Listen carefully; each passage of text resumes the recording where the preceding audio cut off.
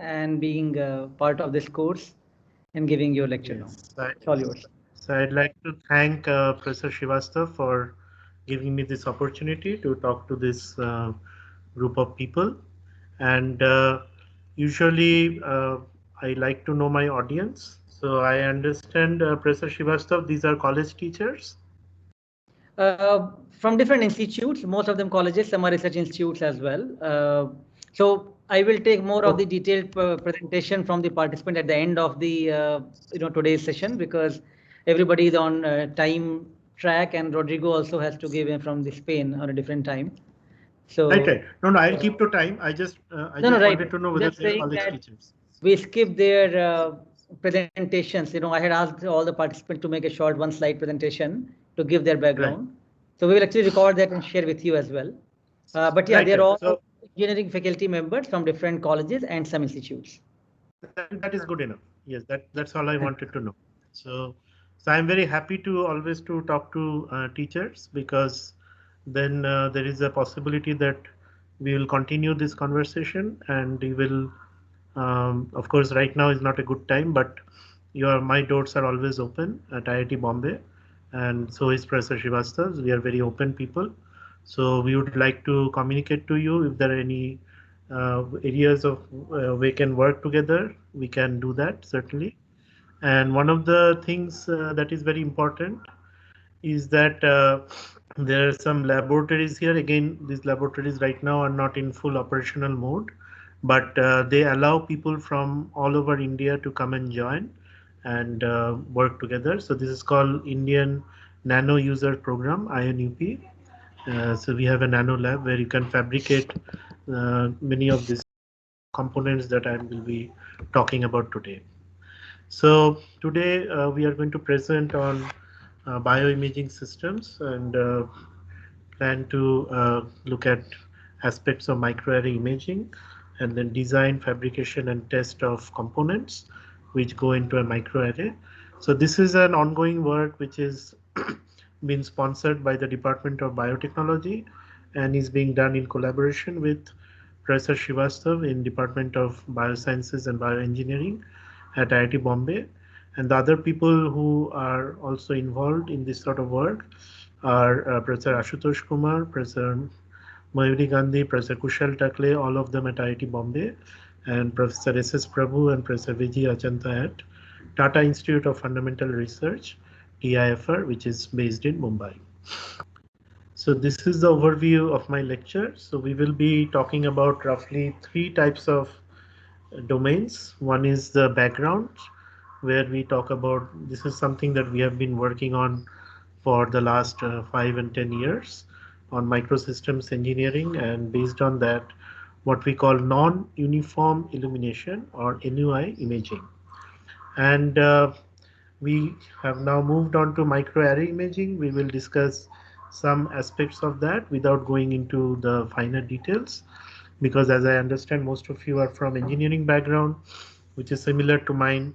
We have very little knowledge of biology, and whatever we know, we know courtesy of our students and courtesy of our colleagues in biosciences. So that is a ongoing process. So we will talk about a few aspects of microarray imaging, and then in the third module we will discuss on microarray engineering, and there we are basically putting together a toolkit which allows you to do imaging under so-called hostile ambient conditions.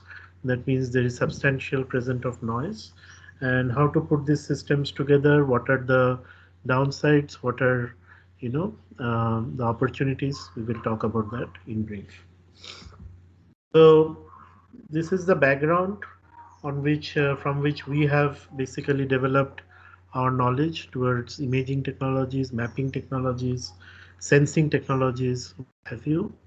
And it comes in 3 kinds of main domains or subdomains, which are imaging based on mobile, airborne, and waterborne platforms, which are powered with multi-sensor networks and which are having solar power, so they are autonomous, and they have cameras such as visible and infrared cameras to take long-range images and high-resolution images. So this is one aspect. Then remote temperature mapping, which we do with a technology called terahertz on an RF pencil beam and using avalanche photodiode arrays. And then biofluid monitoring, molecular sensing using infrared optocoupler devices and whispering gallery mode resonators. And this work has been sponsored by the Department of Defense, Indian government, and Tata Computer Services, and then US Air Force, and Department of Biotechnology, and Nipro, which is a Japanese company. So the main areas where we have been historically focused on, and that is relevant to our work, and that's why this is all part of our background, is fabrication, testing, and design of radiation sensors, and which goes into what we call a non-uniform illumination flux map. So we will talk about this quite a bit, and this is relevant for this biological application as well. Then we have done precision cooling. So in electronics and many applications, cooling is very important for enhanced performance and for reduction of noise, and even that is also important in bioimaging as well. We have worked on-chip power using microfuel cells. In this case, it is not so important.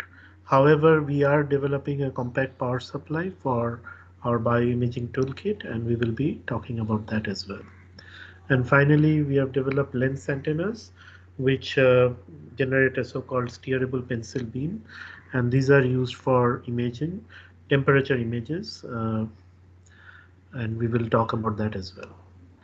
And all this design, fabrication, and testing of components, which has gone on over the last 5 years. There have been 4 US patents which have been granted, as well as 4 Indian patents. And the total number of publications are 90 with the associated citations of 2221, and 12 PhD scholars have been working on these various aspects of these applications. So first module, as we say, is imaging principles and related applications. So in this, we will talk about essentially this large area radiation map, which could be 2-dimension or 3-dimension in nature. So the 2-dimension is the solar map, which we will talk about shortly. And what that basically says is that you have solar cells, and there is sunlight which is incident on it. And let us say there is a cloud pattern which is coming in between, and thereby what you get is a non-uniformly illuminated solar array. So why is this an array? Because you have rows and columns of solar modules which are connected to each other, and the performance of this solar array is very much dependent on this non-uniform illumination, which is dynamic in nature. So this is one application of NUI mapping, as we call it. And then the other form where we have done a lot of work is, let us say you have a reactor. In this particular case, it happened to be a nuclear reactor because we were working with Bhabha Atomic Research Center. And there what we are doing is, well, nobody will allow you to go map inside the reactor, right? But what they will permit you is to put sensors on the exterior of the reactor. So this looks like a bangle, right?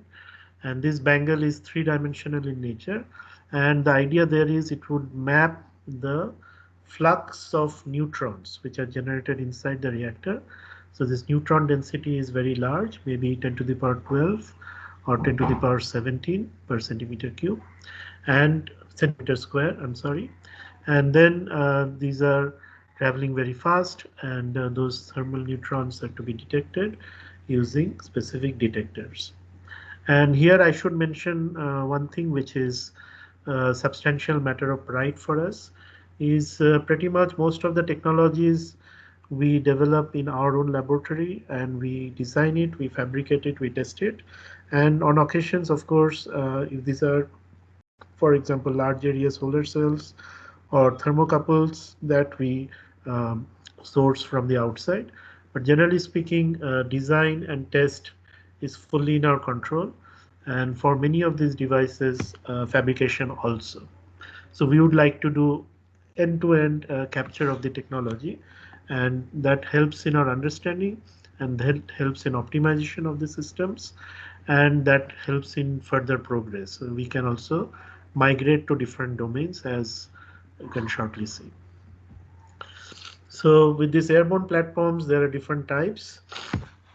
There could be drones, there could be kites, gliders, and aerostats. So if it is long-range imaging, we have mounted sensors and cameras on aerostats, and thereby what you get is we map these solar modules, and we map their what sort of power that they are generating, and this changes with the contour of these modules.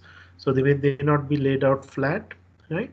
So they could be in contoured form, and that changes with time, that changes with daytime, with year time, with contour, with temperature. So there are multiple parameters which determine the power output of the solar modules. And here is essentially what the power of imaging that we would like to adopt. So this is a schematic which illustrates the concept. So here you have a footprint of a cloud, right?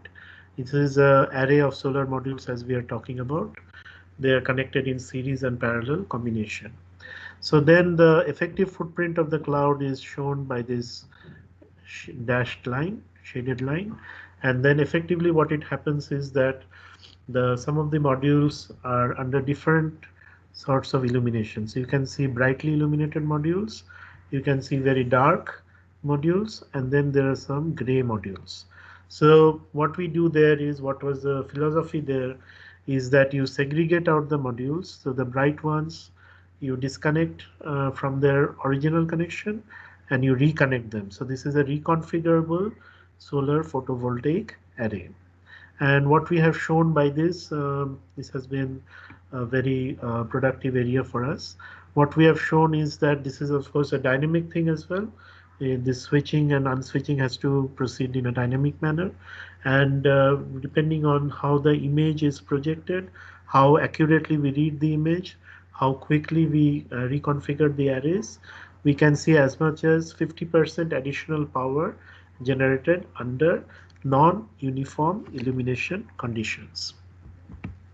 So this is basically the concept. So you have sunlight illuminating, then you have 2D intensity patterns, and then we compute the non-uniform illumination, and then we switch the circuits, and then we get renewed power output. And in terms of ability to map remotely, so this is based on an aerostat image, which we are using both visible and infrared cameras. And what you're doing there is you are doing spectroscopy essentially. And all of you who are having background, a little bit background in science, so spectroscopy basically means intensity in the y-axis versus amplitude or wavelength or frequency in the x-axis. So here you can see a car, which is a yellow car in the parking lot, and then you can see that there is a substantial yellow signal. So these are concepts which we will all use in biomarker array imaging, where again we have light which is incident, which excites the ligands, and you have to collect the light in a useful manner, and you have to remove the noise. So high resolution imaging is very much a requirement. So the next technology module that we want to talk about again in background is this RF terahertz pencil beam for generation of thermal maps. And there what we have is a traditional antenna design. I think you are all familiar with the word antenna. It essentially transmits radiation, electromagnetic radiation, and depending on the antenna dimensions, this radiation can be of different frequencies. So a good rule of thumb is that if you have a 3 gigahertz beam, right, which is your normal mobile antennas are 1 gigahertz. So if it's a 3 gigahertz frequency, then it is 10 centimeters in diameter. That is the lambda wavelength of the antenna. So generally the antenna dimensions are lambda by 2, lambda by 4, etc. So what happens is that here you have a joined antenna actually. So here you have a horn antenna from which the original signal appears, and then you have a parabolic antenna which basically captures that signal and then reflects it back, and then it does it in a way that there is interference, and then essentially you have a collimation of the outgoing radiated beam. So in the far field it will look like a pencil beam. And similar to the reconfigurable structure that we had discussed in the solar modules that previously we talked about, here we have a reconfigurable cells which allow you to interfere, cross interfere, and create this far field radiated beam. So this is essentially shown in simulation, that you have this structure, which is our contribution to this work, that we actually did not want a parabolic structure, we wanted a planar structure, and it still uses a horn antenna for excitation. And then what you see is that there is reconfigurable pixels which interfere and generate a pencil beam. And if you are able to capacitively couple to the pixels, then you can also steer these beams. So it's a steerable pencil beam application. And so this is the actual structure which was fabricated in our laboratory. So this is called a reflect array antenna. It's a prototype. And then this is the radiation pattern. So some of you who are from electronics and electromagnetics background will be able to follow this. So you have this radiation pattern, and then the idea is that what are we going to do with this pencil beam? So what you have is a patch, which is polymeric material on which you have mounted a series of avalanche photodiodes which work as temperature sensors. And what sort of sensitivity they're given are evident from this characterization. So you get 35 millivolts for every change of Kelvin. So 1 Kelvin temperature change generates 35 millivolts. So since electronics wise we are able to detect, say for example, 1 millivolt very easily, so you can imagine that our resolution is something like 0.03 Kelvin or 30 millikelvin. So that is very good. So the idea there is that these are avalanche photodiodes, which are, again, if you are from an electronics background, you would understand this, that you have operating in the avalanche breakdown mode. And then what you do is you bias it at the breakdown, and then if there is a small change in the ambient condition, this could be light, thereby this also counts as a photon detector, right? It is an avalanche photodiode, right? So if there is a very small number of photons, it can detect that. And if there is a small temperature change, it can also detect that. And the idea is simple, that you are moving from off position to an on position, right? You are biased at the breakdown. So in one direction, it is completely off, and in the other direction, it is completely on. That is assuming an ideal diode characteristic. So basically, in terms of an analog circuit, it also works like an amplifier. So it basically boosts the signal, the very small signal which is generated. And again, this signal generation is due to an external trigger, which can happen because of incident photons, so that this can work as a very sensitive photon detector, or because of a small change in temperature, so it can also work as a very sensitive temperature detector. As we said, 1 Kelvin of temperature change will essentially reflect in 30 millivolts of 1 millivolt will reflect in 30 millikelvins of temperature change. So this is of course using FLIR camera that we have. So this is a commercial camera, and what it is showing is that it shows hot spots which are generated on a surface, and that you are mapping from a distance. And then this work, what we are proposing is that is you have the pencil beam which is incident on the surface and is able to measure the temperature change, and this beam comes back and tells you what is the hotspots which are developing. And it is essentially a replacement, a proposed replacement for the infrared camera, which is measuring hotspots on a surface. So this is one more example which shows that what we are interested in, what are the things we are interested in terms of imaging. Now these images can be done remotely, as with the cameras mounted on the airborne platforms. They can be done proximately, so this sort of thermal maps can be done. All of you, I think, are now familiar with COVID testing. So you have this device which is pointed at you and gives you the temperature. So this is kind of a similar device that we are talking about. So maybe the displacement is tens of centimeters, right? And in the other imaging that we talked about, the solar imaging, there the distances are in tens of meters. And this brings us to our third module of discussion, which is the terahertz or infrared based sensing for toxic gas and for biofluids. And here again it is a issue of mapping of the properties of the ambient that you're detecting. So this could be a toxic gas such as methane, or it could be alcohol, ethanol, right? It could be, this could be a gaseous media, this could be some chemicals which you are coating, this could be some biofluids.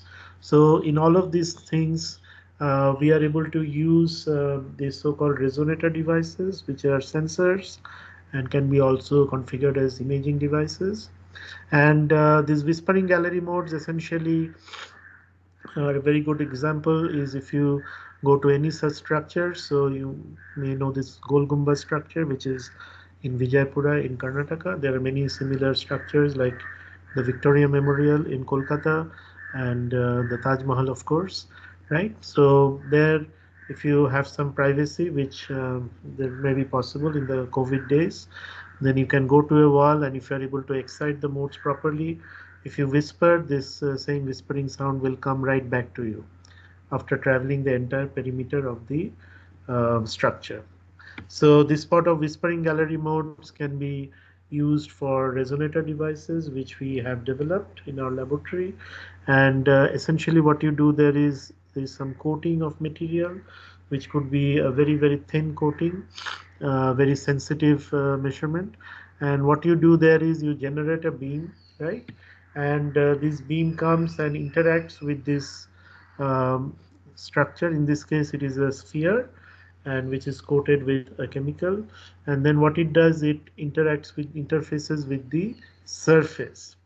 So as we shall shortly discuss in the biomapping also, the surface is very important, right, for us to map.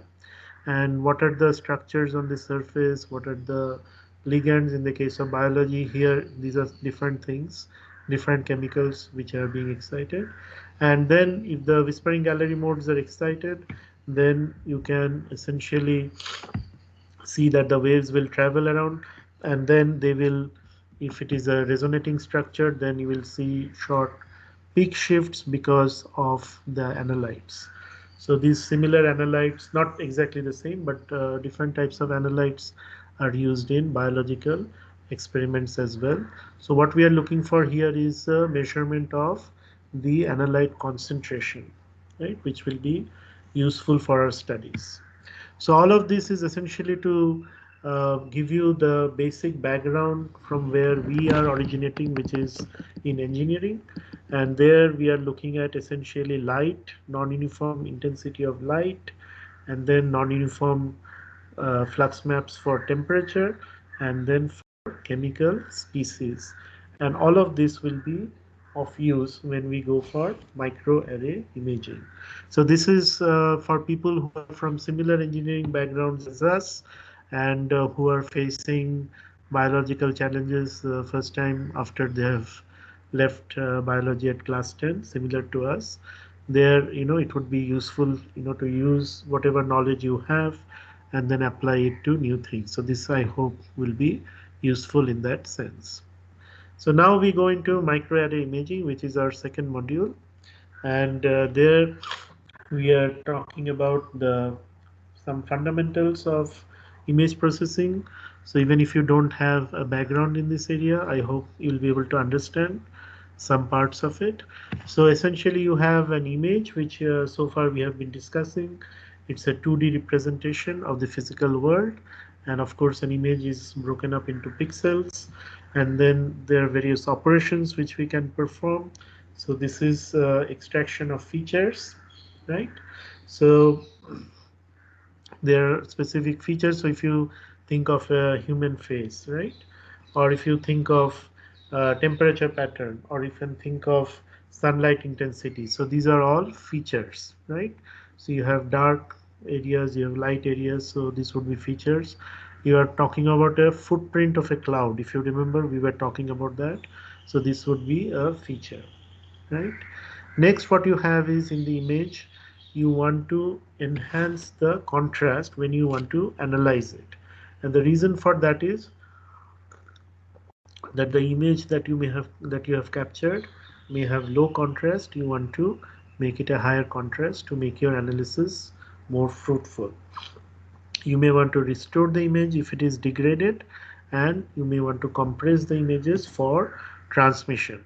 So for example, when we are talking about these remote images, if you remember, based on the airborne platforms, we have a choice, right? We can have cameras mounted on these aerostats which are fixed in the air and which are maybe at 100 meters, at 1000 meters height, and the images that will be captured will not be high resolution in nature, right? So then the alternative is to have drones which fly at a low level and can take very high resolution images, but then they have to be broadcast, right? They have to be broadcast to a base station, and that broadcasting typically will require some amount of compression, which will again cause some information to be lost. But if you do the compression in a proper manner, then you minimize this sort of loss of information. So here we talk about a few aspects. So as we talked about contrast, if it is poor contrast, this can be because these illumination levels are poor, right? So when we are doing this sort of biomarker imaging, of course, we are using, excitation sources like lasers and LEDs, and it may happen that, over time, these lasers, the intensity of this light may go down, and that may cause poor illumination. So contrast may happen because of your equipment is having some health problems.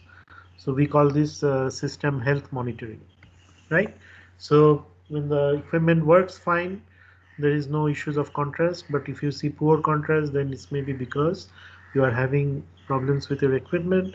But of course, sometimes there may be problems with your sample preparation as well. And then you have to improve this contrast, right? So it is difficult to identify features in this sort of scenario. So how do you do that? So this is a very kind of straightforward mechanism.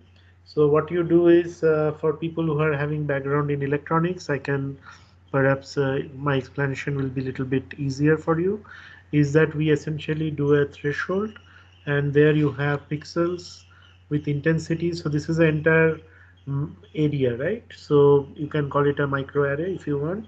So it's an array, and then you have subarrays, then you have blocks, and then you have pixels. So pixels are the smallest features that you can resolve. So then what you have is, in these pixels, you have the intensity of the illumination which is outgoing is below this threshold that you have set, and then for the others you have above. So then when you want to enhance the contrast, so you do what is called stretching of the intensity levels. So which are the low intensity pixels, right? You apply a mathematical function, so they are further suppressed. So this could be log, for example. So if it is x, then log x will be a suppression of those values. And then the pixels which have intensities higher than the threshold, then you can boost them. So this would be done by perhaps an anti-log or an exponential function. So in electronics analogy, we call it bucking and boosting. And if you are familiar with transformers, it is called step up and step down. So something similar we are doing, except that this sort of thresholding is first required to identify the pixel set which is at lower intensity, which you want to suppress, and then pixels which are at higher intensity where you want to boost. So image restoration is where you have a degraded image, right? The original image is fxy and the degraded image is gxy, and hxy is the degradation function. So if this is all good mathematics and you have full knowledge, then you know that you are having gxy, and then if you just apply h inverse, then you should be able to go back to fxy, right? But in reality, it is not as straightforward as that. So again, to use our solar photovoltaic non-uniform imaging analogy, so what we say is that you measured the power, right? So whatever is the external input from the physical world, you have finally an output, and most of the things that we discuss here would be either in terms of images or some other electrical signal. So if it is power as a signal, so this is the problem, that the power is going down in your system, right? This is what I was mentioning a little while ago, that the contrast is low, right? So what can be the reasons for that? It could be because your sunlight intensity is low, right? Why is the sunlight intensity low? Because there is some clouds, right? So this is perfectly possible. On the other hand, it could be that your solar cell itself is degrading. If it is degrading, then it will, even under bright light, it will generate low amount of power. So this sort of distinction you will have to make. In the context of bioimaging, it would be the light source intensity as opposed to the analyte preparation that you have. So there, essentially, we are questioning that, why the degradation is happening. Is that degradation happening in a linear manner? Is it happening in a non-linear manner? So within electrical engineering, you have this problem. Essentially, for linear systems, we have a device called a Kalman filter, which essentially keeps tracking the output data and then actually predicts that based on this sort of knowledge that you have, what would be the future degradation, right? And from that, you can always capture the original data. So a lot of work has been done in that sort of an area. So image restoration can also take help of this sort of models, but of course you would have to have inner knowledge, right, which would come from having multiple sensors, which tells you that what actually is going on.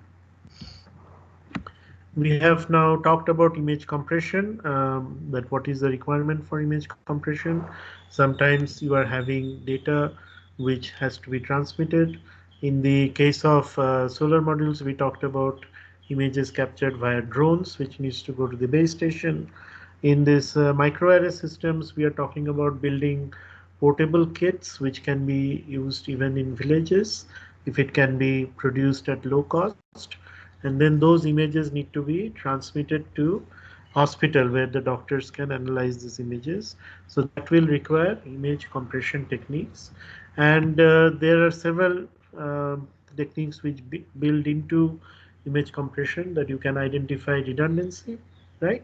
So for example, if you're looking at a blank wall, right? So let us say this wall is your entire image. So what you can do is you can take an image of a small block which represents the entire wall, and you can say that this I'm taking, it's a small image, and you just replicate it, and that is my entire wall. And of course, if you do that, it could be susceptible to errors. So what you could do is you can take that block as a basic frame, right? So it's a basic image, and then you can move around the wall, right? And you can do this, for example, with the pencil beam that we are talking about, and you can probe, right, different parts of the wall. And then what you can say is, okay, so everything looks pretty much the same. However, there are small differences, right? So then what you'd say is that I'm going to now transmit only the differences, not the entire block every time. So the main block goes, which captures most of the information, and then the subsequent information, which is quite small, okay, for the adjoining blocks, right, for the remaining blocks which make up the wall, there you transmit only the difference images. So that is a one way to get the entire information without compromising on the image quality. And you can also use various filtering techniques. You can use low pass filters. These are again electronics concepts in electronics. You can use high pass filters for manipulating your images, for transforming your images. And then, this is how it looks like. So you have this image, and then if you apply the low pass filtering function, you see that it has been smoothened, right? So that is actually a technical term in imaging. It has been smoothened. So this, you can say, is kind of like averaging out, adjacent pixels. So that is what a smoothing effect is. On the other hand, if you apply a high pass filter, then it looks very interesting. So you basically see the profile of this lady, right? So you can see the boundary. So high pass filters are good for detection of boundaries and detection of edges, while low pass filters is good for interpolations and smoothing, as we had talked about. So this is the impact of high pass and low pass filters. So next thing that you can do, and it's frequently very useful in image processing, is segmentation. So remember that there are various features we talked about. So this could be features of a cloud in our solar imaging concept. It could be temperature hotspots in our temperature map. It could be concentration of analytes in bioimaging. So these are features of your image, and then you are distinguishing them by the intensity value of the pixels, right? So you're shining light, and that causes excitation of the analytes, and then this excitation is measured. If you remember, we talked about spectroscopy. So essentially intensity as a function of wavelength. So then what we have is, so you have various intensive pixels, and then we separate out the pixels, right? And then we create a grayscale image, convert it into black and white, right? And then this could be a mean based method, and this could be also a median based method, right?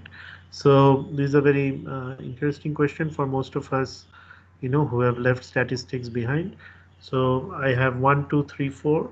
So what would be the mean and what would be the median? So you can calculate that and let me know.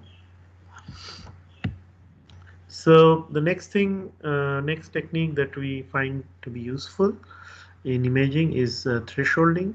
And what we can do, we can start with a 2-level thresholding, bi-level, right? So you threshold earlier, if you remember, we had set a single level, right? And what were we doing there? When we set a single level threshold, we set pixels which are intensity lower than the threshold, and pixels which are intensity higher than the threshold, and we were increasing the contrast, right? We were stretching the intensity by suppressing the low intense ones and boosting the high intense pixels. And here what we are doing is again a 2-level thresholding, and what is doing is it is enhancing the contrast, and you can see these ring-like structures which are white. So the microarray basically is a glass slide which has biological probes, and there are many such probes, maybe thousands. Okay, and this, I think Professor Srivastava mentioned, that you have multiple assays at one go. What you do is you smear analytes on it, and then there is a hybridization which happens because the analyte pairs with the the ligands, the pair with the, yes, the analytes and the ligands pair up.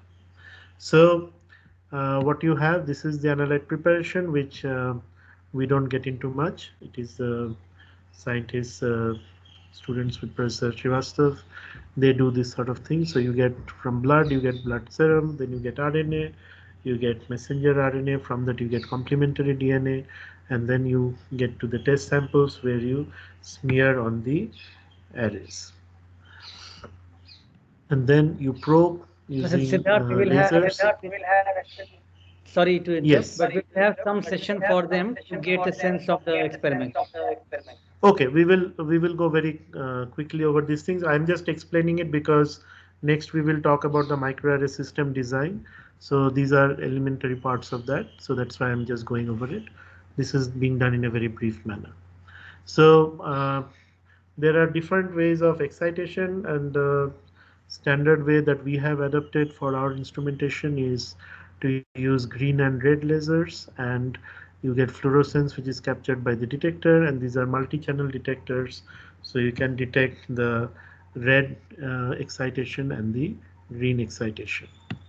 So now what you have is, if the green hybridizes the ligand and analyte, you would see green fluorescence. If the red hybridizes, you will see red fluorescence.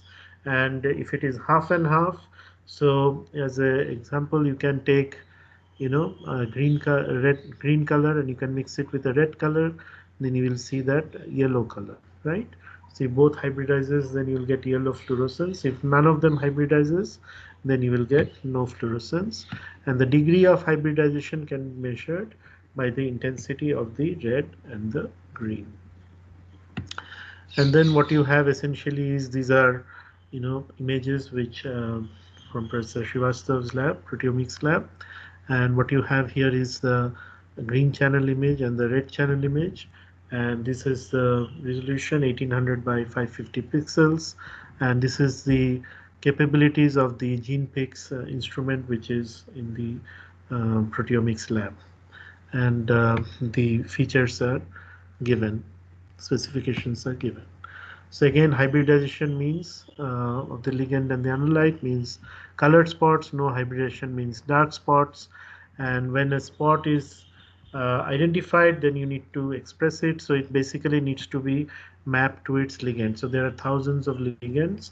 So you need to go into that specific pixel, and you need to find out which ligand has been attached. So that would be the means of expression. You can do, historically you could have done manual identification. So this would be looking at a particular pixel, and then what you're doing, you're looking at this green illumination, as you can see. So this is manual identification, and then there are drawbacks. So essentially this is very time consuming, of course, it would be susceptible to errors, and there are false positives and false negatives. So what you have here is an acceptable sample, and then you have geometric coordinates, and then here you have essentially an artifact which does not resemble the dots at all. So you are essentially to find out which features are actually useful for you. So for making this automated, which is what is our ongoing work, is you have to pre-process the images typically by filtering out the noise, and then you want to, in every block, you want to segregate from the rest of the image, and then you want to place a grid inside the blocks to separate out the spots, and then you want to identify the spots pixels inside the grid cell. So what we want to know is the number of spots, the size of the spots, the clusters, and the intensity, right? So once we extract the intensity, then we do the expression levels. So this is from the literature. So what they have done is a fully automated spot detection approach for complementary DNA, and what they have done is they have used adaptive thresholds, which is also the techniques that we are going to follow. So one of the things is that if there are no artifacts in the images, then their thresholding works. Thresholding schemes work fairly easily. However, when in the presence of artifacts, there are challenges. So how are we going to address those? That is a major issue for us. So the technique that we have used inside the pixel mapping, so we have a so-called distance to pixel concept, where in each and every spot within every block, we need to compare with the corresponding pixel of every other block, and that has given us some useful results. So what we do there is all the blocks, as we said, are segregated from the background. The grids are placed properly, and that has eliminated the artifacts. However, in this particular situation, this artifact was on the edge, so this was done relatively in a straightforward manner. However, if those are internal artifacts, then you have to apply other techniques to solve that problem. So essentially here in the microimaging array imaging, this is where our work has actually started, and there is a lot of data that once you start automating these systems, there's a lot of data you acquire. Then you have to apply multi-level thresholding. You have to eliminate artifacts using novel mechanisms. And what happens is that as you increase the level of thresholding, then the complexity increases, and so does the processing time, and of course the accuracy improves, right? But then we have to use novel algorithms for rapid pattern recognition.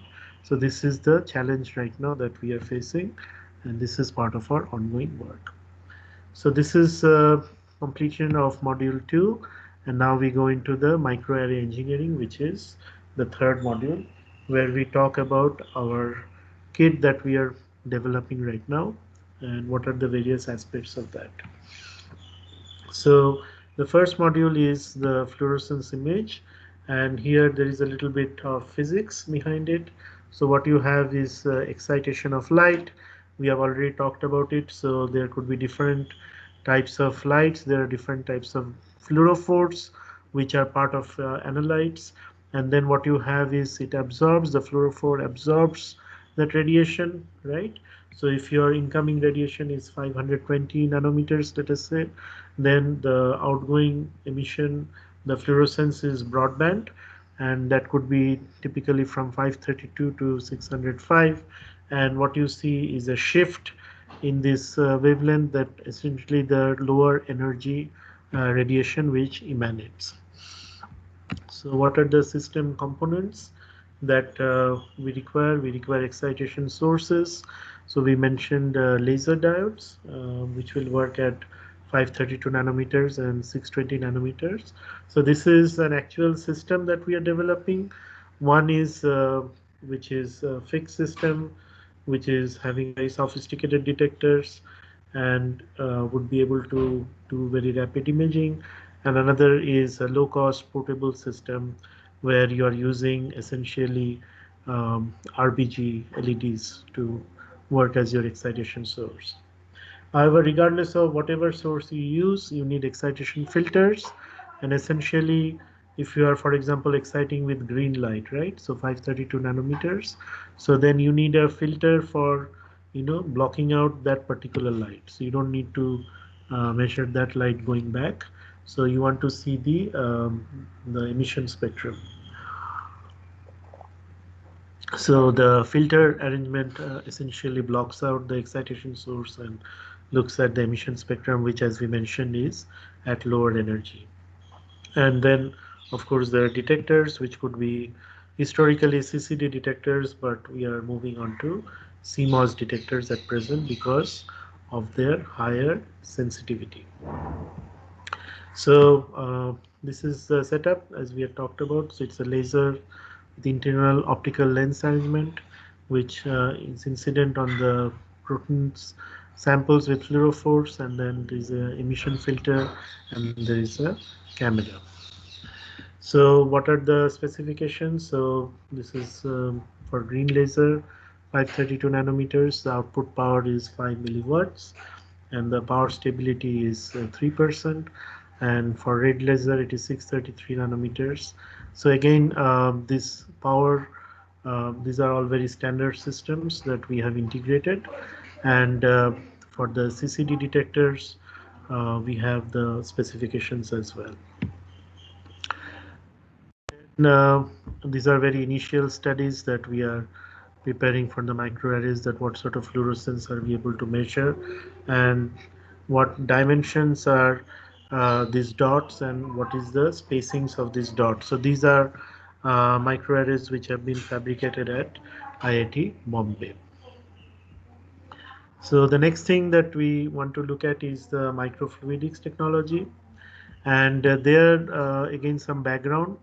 So we have worked on this sort of microfluidics. Essentially, microfluidics is required because you want to control the dispersal of the analytes, and where we have some experience with this sort of arrangements, is that you need pumps, you need nozzles, you need pipes, you need reservoirs.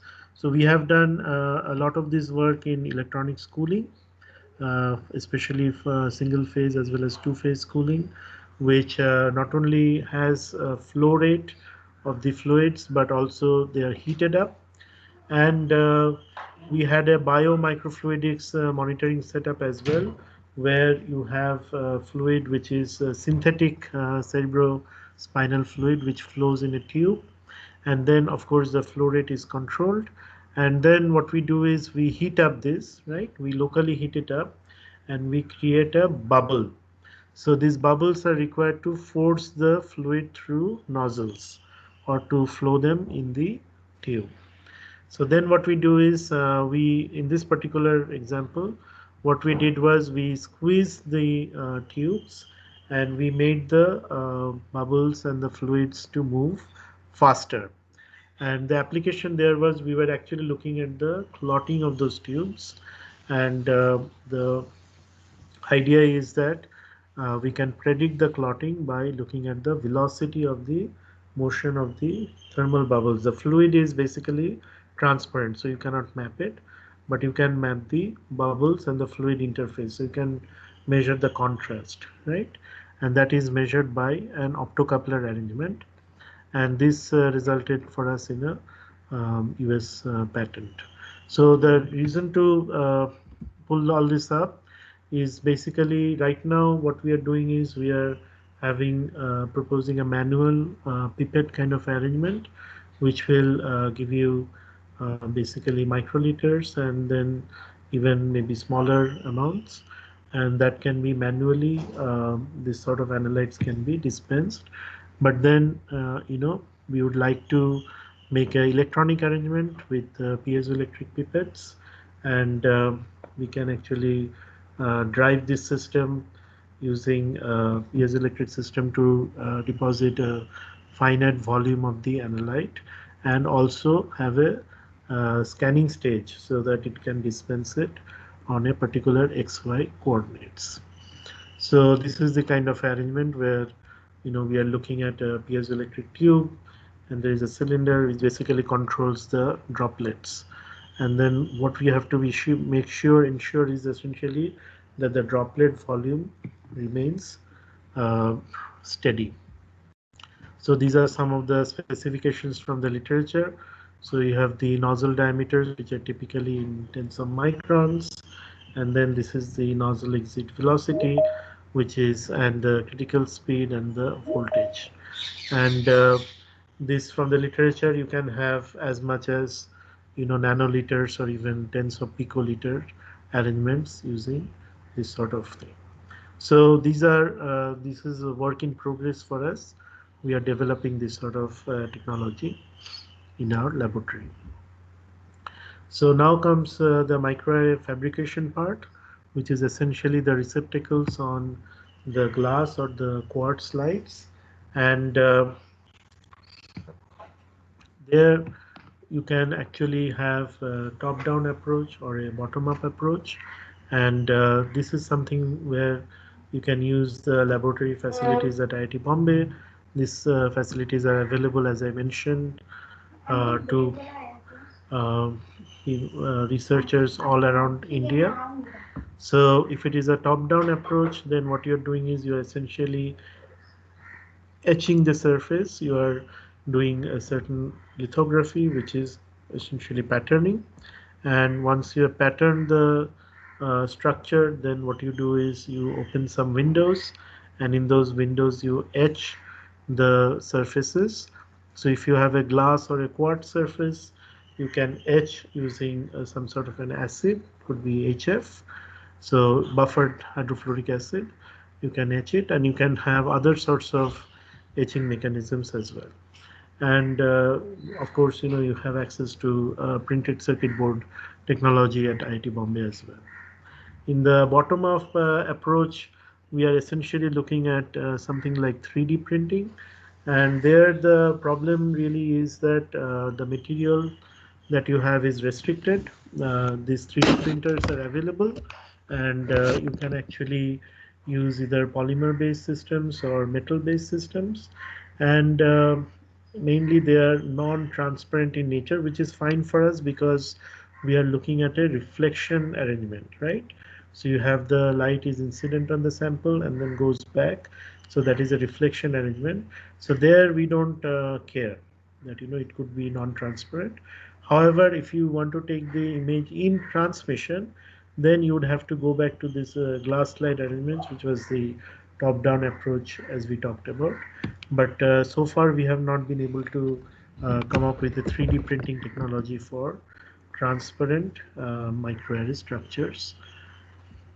So this is essentially lithography capabilities which we have in IIT Bombay, and which are essentially using fused silica substrates or ITO coated glass substrates, which can be patterned using lasers.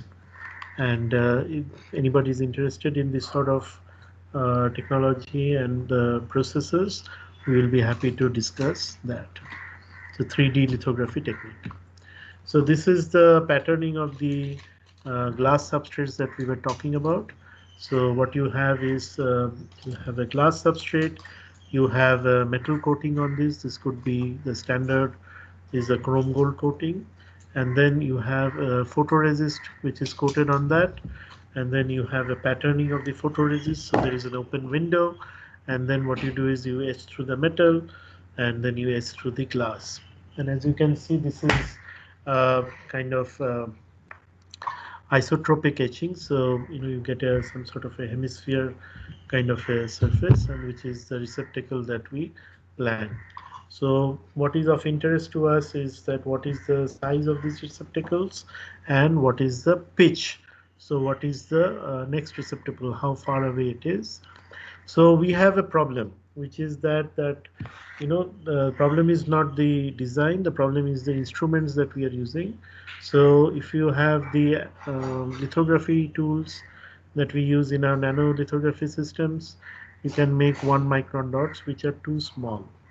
So why they're too small? Because essentially this has to be matched with the microfluidic apparatus, and that would work only for 100 microns and above. So it is these capabilities are in that sense gives you feature sizes which are too small. On the other hand, if you do some sort of a mechanical etching, so something like a CNC kind of a drilling, then the size of the apertures become of the order of millimeter, which is too large for our application. So this sort of 300 micron is like the holy grail, and we are looking at various different technologies which allows us to readily design such apertures. Of course, if you have access to laser ablation or laser drilling technologies, which is not available right now at IIT Bombay as per the best of our knowledge, but it can be done commercially. So then you can actually make diameters which are 25 micron deep and aspect ratio 4, so that is 100 micron diameters, and then you can create very large number of apertures very quickly. So laser drilling is well recommended as a top-down approach. So what we have done is we have made initial microarray structures, and what we wanted to see is that okay, so this is actually like a mask kind of a structure, right? So what we wanted to see was that what is the illumination, the nature of illumination through the holes, and what is the imprint of those holes. Okay, so what is the optical printing, so how much irregularities are we seeing. So what we see is that the pixel intensity is reasonably follows. We don't get much of a shadowing effect, and the size of these pixels are presently 500 microns. So we would like to reduce them. So these are done by mechanical methods, and of course, we have to find other ways. Also, many different techniques are found to be useful, including 3D printing techniques.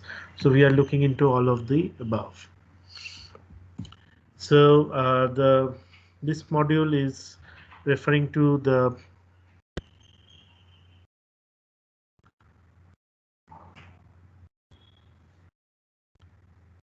Professor Srivastav.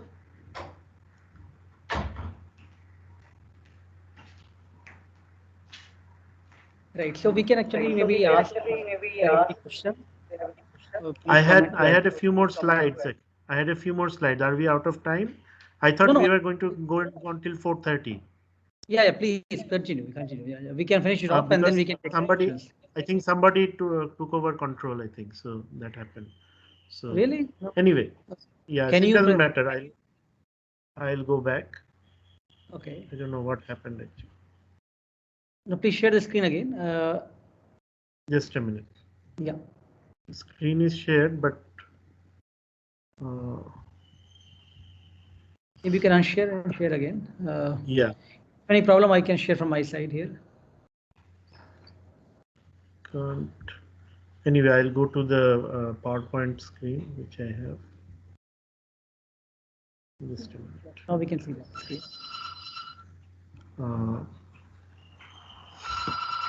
Just a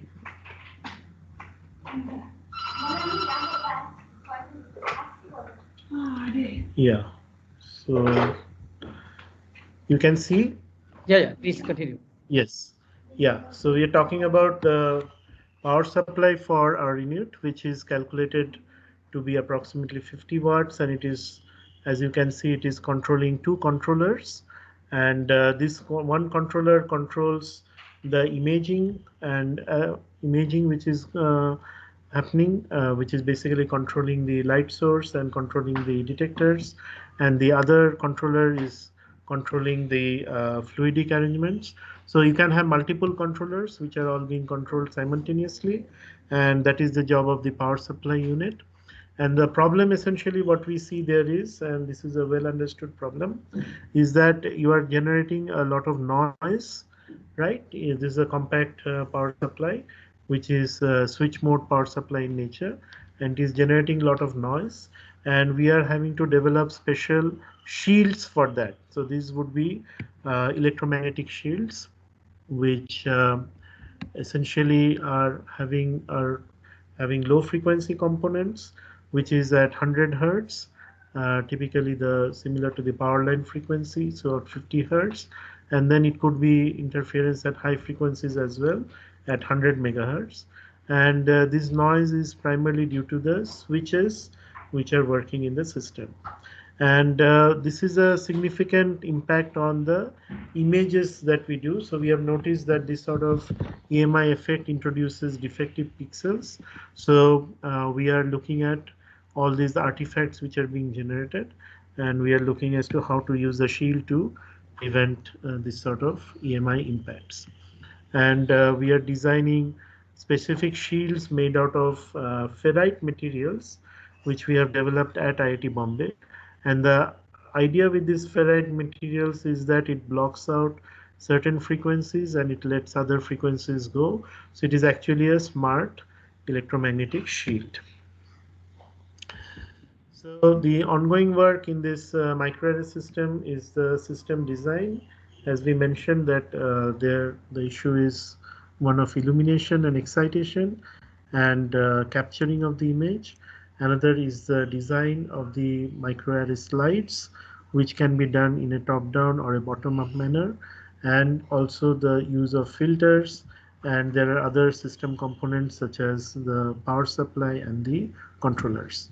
So these components have been presently sourced, and we are creating, as we said, two types of systems. One is a fixed high-performance system. Another is a portable, robust imaging system, which can work under noisy environments. And we are presently what we are doing is we are doing system integration, and then we are doing field testing at the same time. So we are actually generating noise. We are generating various noise, and we are seeing how the system holds up robustly in the presence of noise. So this is the work which is very important. So if it is now going into a field, into, let us say, in a village clinic, medical clinic, right, in the presence of a lot of noise, in the presence of acoustic noise, in the presence of vibration, in the presence of electromagnetic noise, you would not be generating artifacts which will create erroneous analysis for your biomarker images. And that brings to the end of our talk. We essentially want to acknowledge our faculty colleagues and partners, so Professor Srivastav from Biological Sciences at IIT Bombay, Professor Ashutosh Kumar, Professor Achanta Venugopal, Professor Sri Ganesh Prabhu, from PIFR, and these are our PhD scholars which have contributed to various aspects of imaging experiments that we have discussed today. And the facilities which have been very useful for us are the Nano Fabrication facility at IIT Bombay, Microsystems and Power Electronics facility, and Proteomics lab also at IIT Bombay, and terahertz facility at Tata Institute of Fundamental Research, and packaging facility at Center for Electronic Materials in Pune. So with that, we conclude our presentation. Professor Srivastav.